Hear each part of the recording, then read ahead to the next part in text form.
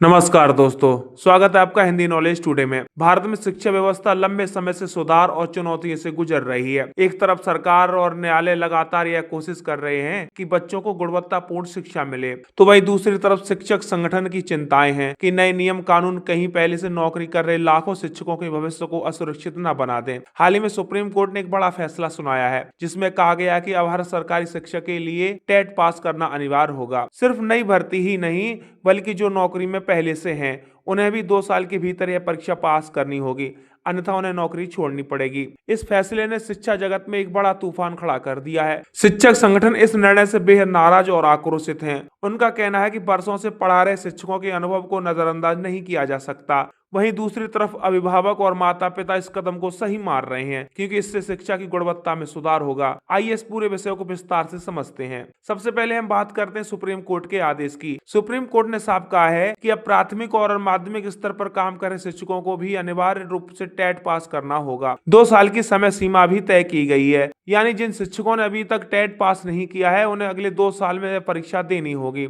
अगर कोई शिक्षक परीक्षा पास नहीं कर पाता है तो उसे नौकरी से इस्तीफा देना होगा। कोर्ट ने यह भी साफ किया है कि साल 2011 से पहले भर्ती हुए शिक्षक अगर रिटायरमेंट के करीब हैं और सेवा में 5 साल से कम समय बचा है तो वे नौकरी कर सकते हैं, लेकिन उन्हें प्रमोशन नहीं मिलेगा जब तक वे टेट पास नहीं करें। यह आदेश पूरे देश में लगभग 50 लाख शिक्षकों को प्रभावित कर सकता है। अब आपको बताते हैं कि आखिर टेट परीक्षा क्या है। एक राष्ट्रीय मानक परीक्षा है। इसे साल 2011 में लागू किया गया था। इसका उद्देश्य था कि स्कूल में पढ़ाने वाले शिक्षकों के पास न्यूनतम योग्यता और दक्षता हो। टेट पास किए बिना कोई भी शिक्षक सरकारी स्कूल में स्थायी नियुक्ति नहीं पा सकता। यह परीक्षा 2 स्तर पर होती है, प्राइमरी यानी 1 से लेकर 5 तक, अपर प्राइमरी यानी कक्षा 6 से लेकर 8 तक। अब तक कई राज्यों ने अपने अपने स्तर पर यह परीक्षा आयोजित की है, जैसे सी टेट यानी सेंट्रल टेट, यूपी टेट, ओ टेट और बी टेट। अब आपको बताते हैं कि आखिर शिक्षक संगठन क्यों नाराज हैं। सबसे पहला कदम है कि अनुभव की अनदेखी। शिक्षक संगठन का कहना है कि 15 से 20 साल से पढ़ा रहे शिक्षक जिनके पास गहरा अनुभव है,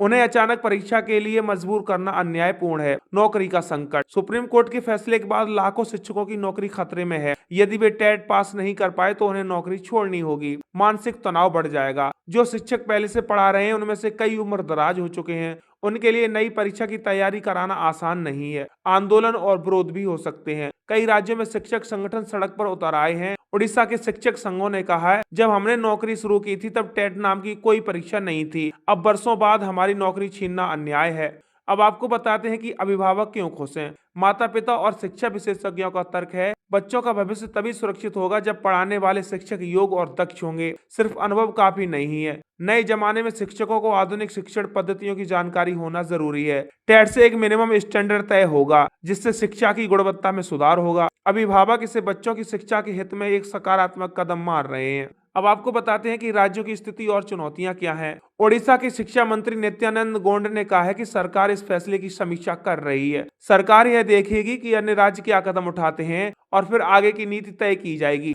अब बात करते हैं पश्चिम बंगाल की। यहाँ साल 2016 की भर्ती में बड़े घोटाले का मामला सामने आया था। हाई कोर्ट ने 32,000 शिक्षकों की नियुक्ति रद्द करने का आदेश दिया। इससे हजारों परिवारों की रोजी रोटी पर संकट खड़ा हो गया। अब बोर्ड ने हाई कोर्ट में अपील की है कि यह भर्ती वैध थी। कई राज्यों में शिक्षक संगठन दबाव बना रहे हैं कि अनुभवी शिक्षकों को छूट दी जाए, लेकिन सुप्रीम कोर्ट का आदेश स्पष्ट है, टेट पास करना ही होगा। अब आपको बताते हैं शिक्षा नीति और टेट का महत्व क्या है। राष्ट्रीय शिक्षा नीति में साफ कहा गया कि कक्षा 5 तक के बच्चों को उनकी मातृभाषा में पढ़ाने और बुनियादी साक्षरता सुनिश्चित करने के लिए शिक्षक की गुणवत्ता पर विशेष ध्यान दिया जाएगा। ऐसे में टेट को शिक्षक गुणवत्ता का आधार मानना तर्कसंगत है। यह परीक्षा सुनिश्चित करती है कि शिक्षक के पास न्यूनतम ज्ञान और दक्षता हो। इस मुद्दे में साफ दिखता है कि शिक्षक संगठन और अभिभावक के दोनों के हित अलग अलग हैं। शिक्षक चाहते हैं कि उनके अनुभव और सेवा काल का सम्मान किया जाए। अभिभावक चाहते हैं कि उनके बच्चों को योग्य शिक्षा मिले। संतुलन के लिए कुछ सुझाव हैं। विशेष छूट। 15 साल से ज्यादा पढ़ा रहे शिक्षकों को हल्के स्तर की परीक्षा या इंटरनल मूल्यांकन से छूट दी जा सकती है। Training program. शिक्षकों को परीक्षा से पहले विशेष ट्रेनिंग दी जाए। आयु सीमा में रियायत। बुजुर्ग शिक्षकों को 2 बार मौका मिले ताकि वे असफल न हों। प्रमोशन अलग, नौकरी अलग। जो शिक्षक परीक्षा पास ना कर पाए उनकी नौकरी ना छीने, लेकिन प्रमोशन रोका जा सकता है। अब आपको बताते हैं कि भविष्य की राह क्या हो सकती है। सरकार को इस फैसले को लागू करते समय मानव संवेदना और शिक्षा सुधार दोनों का संतुलन बनाना होगा। एक तरफ शिक्षा की गुणवत्ता जरूरी है, तो दूसरी तरफ लाखों परिवारों का भविष्य दांव पर है। आने वाले समय में राज्यों और केंद्र सरकार के बीच इस विषय पर बड़ा टकराव देखने को मिल सकता है। दोस्तों, सुप्रीम कोर्ट का फैसला शिक्षा व्यवस्था में सुधार की दिशा में एक कठोर लेकिन महत्वपूर्ण कदम है। यह सुनिश्चित करेगा कि बच्चों को पढ़ाने वाले शिक्षक योग्य और सक्षम हों। लेकिन इस फैसले ने लाखों शिक्षकों को असमंजस और संकट में डाल दिया है। शिक्षक संगठन इस फैसले को अन्यायपूर्ण मान रहे हैं, वहीं अभिभावक इसे स्वागत योग्य बता रहे हैं। आवश्यक है कि सरकार और न्यायालय मिलकर ऐसा समाधान निकालें जिसमें गुणवत्तापूर्ण शिक्षा भी सुनिश्चित हो और शिक्षकों की आजीविका भी सुरक्षित रहे। यही संतुलन भारत के भविष्य और आने वाली पीढ़ियों के लिए सबसे बड़ा उपहार होगा। दोस्तों, सुप्रीम कोर्ट के फैसले को लेकर आपकी क्या राय है, हमें कमेंट बॉक्स में जरूर बताएं।